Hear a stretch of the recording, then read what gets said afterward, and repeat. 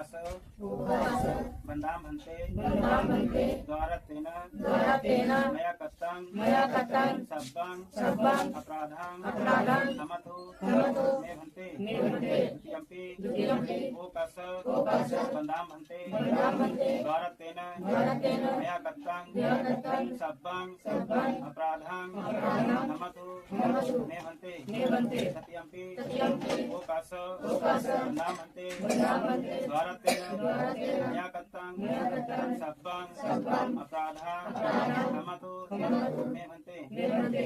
अब सीधी अर्चना ओकास अहं भन्ते हे शरणेन पंचशीलं धम्मं याचामि अनुग्रहं तत्त्वा शीलं देतमे भन्ते।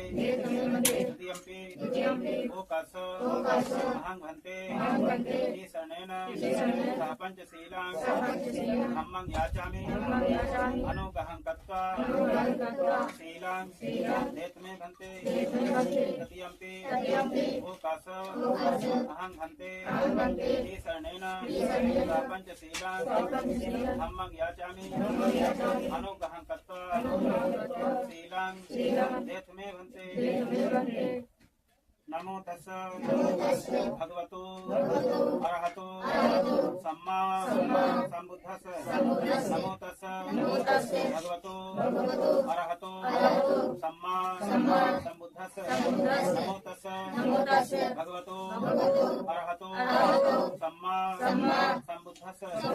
बुद्धं शरणं गच्छामि धम्मं शरणं गच्छामि संघं शरणं गच्छामि। तृतीयम्पि बुद्धं शरणं गच्छामि। तृतीयम्पि धम्मं शरणं गच्छामि। तृतीयम्पि संघं शरणं गच्छामि।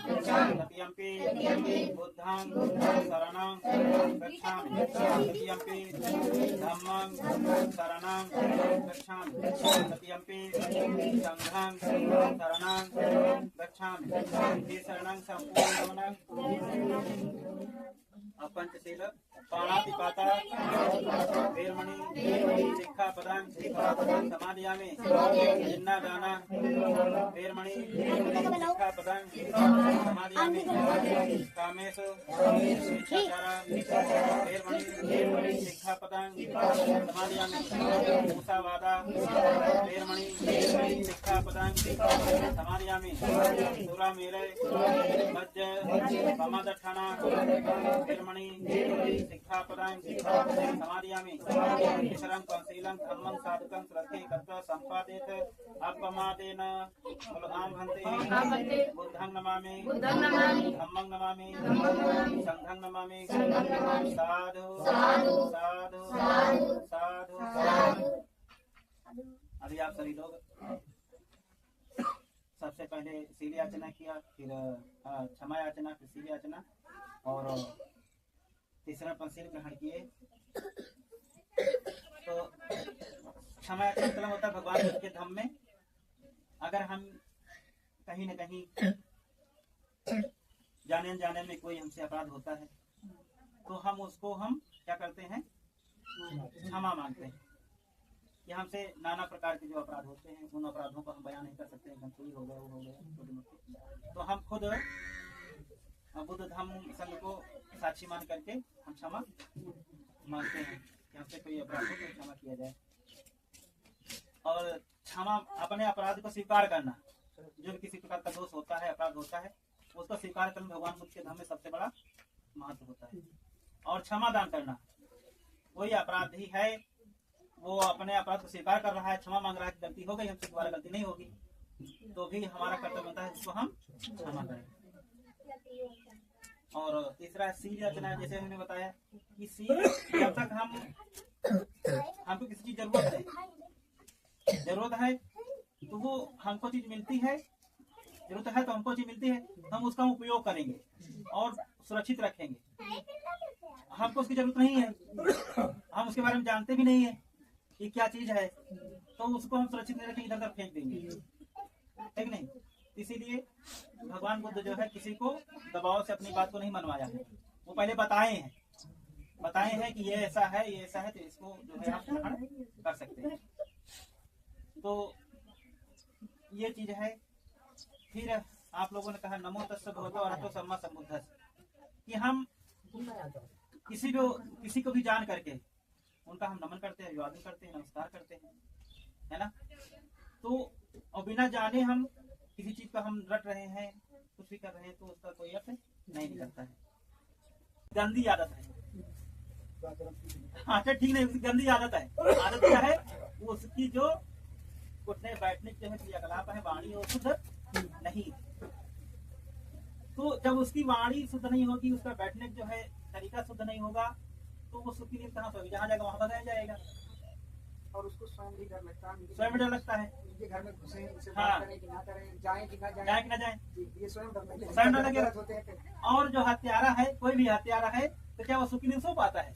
कोई चोर है, कोई दलाल है, क्या सुखी नींद सो पाता है? पैसा जितना आ जाए, लेकिन सुख की नींद सो नहीं पाता है। और धर्म की बात बहुत अच्छा करने वाला हो, धर्म की बात बहुत अच्छा करने वाला हो, लेकिन वो अपने काया में उतारता ही नहीं है, तो क्या धर्मान हो जाएगा? जो थोड़ा सुनता है, धर्म की बात जो है थोड़ा सुनता है और अपने काया में उतार देता है, वो क्या होता है? वो धर्ममान होता है ना। ये भगवान की कथा में है। ऐसे क्या है कि ये तो सील है। जब सील हमारे हो जाएंगे, तब हमारे माता पिता समझ में आएंगे, तब हमारे जो है परिवार समझ में आएगा। और जब तक हम सील संपन्न नहीं होंगे, तब तक माता पिता कुछ भी कहते रहे, है ना। माता पिता कुछ भी कहते रहे, लेकिन भाई में जो है लड़ाई झगड़ा बनता रहेगा। माता पिता की सेवा नहीं हो पाएगी, सास ससुर की सेवा नहीं हो पाएगी। सास ससुर होता क्या है? वो कहेंगे वो तुम्हारे सास ससुर है, उनको हम लुटिया पर पानी दे ना दे, है कि नहीं। तो क्या होता है कि लोग आज के समय भी, पहले भी बहुत सारे लोग रहे हैं कि जो परिवार को जानते रहे हैं, अपना पूरा जीवन खपा दिया, एक में ही जो है संयुक्त परिवार रहा है ना। और धीरे धीरे करके अब सब लोग अलग अलग हो गए। जहाँ विवाह होता है तो अपना जो है चूल्हा चौका महीना 2 महीना बाद में अलग हो जाता है कि नहीं।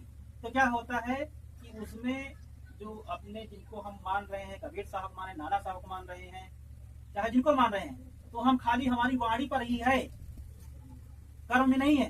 और जब हमारे कर्म में आ जाएगा, तब ही भगवान बुद्ध ने कहा माता पिता जुठान पुत्र दारा संग हो अनाकुला चक्रमंता एकम मंगल मुक्त, है ना। कि मतलब है कि जब भी हमारी आंख खुले, जैसे कहते हैं ना कि आप जैसे पूछ रहे थे कि बताइए भंते जी की वास्तुकला के हिसाब से क्या कुछ है ना। तो भगवान बुद्ध जब आप पढ़ेंगे, अच्छे से अध्ययन करेंगे, तो एक जो है सिगाल संवाद सूत्र है ना। सिगाल संवाद सूत्र है, तो उसमें बहुत अच्छे से बताया गया चारों जो दिशाओं के हिसाब पूजा उसमें बताया गया है ना। तो उसमें बताया गया है, तो संक्षेप में बहुत लंबा हो जाएगा है। तो उसमें बताया गया, कहने का आशय हमारा है कि जब भी आपकी आंख खुले, है ना, जब भी आपकी आंख खुले, माता पिता को ध्यान करो, है ना। ध्यान नहीं कि हम नाम सुन लिए, नाम ले लिए, नहीं। जैसे हमारे माता पिता पास में हैं, साथ में रहते हैं, तो उनको ध्यान करो, उनके शरीर के प्रति ध्यान करो, उनको कोई रोग नहीं है, और दवा हमको उपलब्ध करवा पा रहे हैं, है ना, किसी प्रकार की बीमारी तो नहीं है, ये ध्यान करना है। अगर हम बाहर हैं तो हम हाल चाल लें कि कैसे हैं, क्या सबसे पहले माता पिता, उसके बाद में आपकी पत्नी, परिवार मतलब बच्चे हैं, है ना, परिवार के प्रति, उसके बाद में परिवार, और साथ में आपके नाते रिश्तेदार। ये भगवान बुद्ध ने कहा। जब ये ऐसा हम धारण करेंगे, ऐसा अपने मन में लेके आएंगे, तब एक सही इंसान कहलाएंगे। और नहीं तो होते हैं कि भैया जो है आए, हम आए नातेदारी आए, तो भैया कहेंगे अब क्या बताइए, जो टाइम नहीं ना बैठे खाते, 10 मिनट आवा नाते रिश्तेदार आप क्या करें, जब बैठे टाइम नहीं है तो चला गया भैया, जो है ठीक है भैया चल रहे ना, है कि नहीं। तो हमको जब भी कोई हमारे यहाँ आता है तो उसको सम्मान आदर भावना रखनी चाहिए। आदर भावना मतलब है कि जैसे उदाहरण के हिसाब से कोई जो है परिवार में बहू आती है ना, बहू आती है तो बहू के गांव के लोग आ जाते हैं, तो उनको अच्छे से पानी, चाय, बिस्किट, पूरी चीजें उपलब्ध हो जाएंगी, है ना, अच्छे सब कुछ उपलब्ध हो जाएगा। और जब भी कोई अन्य रिश्तेदार आ जाता है उसके लिए हो सकता है लोटा भर पानी भी। गलत कह रहे हैं? तो हमको क्या समझना, एक समान समझना चाहिए। मेरे नैहरे से आए तो ज्यादा खाना पानी, मेरे नैहरे से आए तो लोटा भर पानी भी नहीं मिलेगा। तो कुछ लोग होते हैं कि हम कोई भी आया तो उसको पानी भी नहीं पूछते हैं, हम बातचीत घंटों हो जाएगी, पानी भी नहीं पूछेंगे। तो इसलिए मनुष्य का कर्तव्य बनता है मनुष्य के अतिथि का स्वागत करना। तो स्वागत कैसे करेंगे? जैसे आया उसको बैठाइए और एक गिलास पानी दीजिए, फिर उसके बाद में जो कुछ करना है करिए, बातचीत करिए, सब कुछ करिए।